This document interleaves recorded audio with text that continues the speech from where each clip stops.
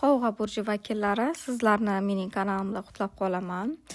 Keling, sizning kuchli tomoningiz nimada? Shuni ko'rib chiqamiz. Karta umerinности. Bu me'yor degani. Karta shuni ko'rsatadiki, siz hayotingizda o'sha kerak bo'lgan barcha narsani o'lchab, me'yor bilan olib borasiz o'sha ishlarni.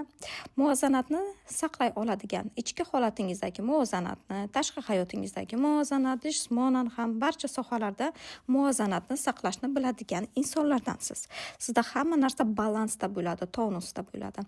Agar o'zingizga biror maqsad qo'ygan bo'lsangiz, o'sha maqsadga erishish uchun energetik jihatdan qancha kuch ketishi, resurs ketishi, sarflanishi his qilasiz, tushunasiz. Shu bilan birga keyinchalik charchab qolmaslik uchun siz vaqtida dam olishni, sog'lig'ingizga, jismoniy mashqlarni, sport, to'g'ri ovqatlanish, uyqu, o'sha muvozanatni ham saqlashni bilasiz va tushunasiz.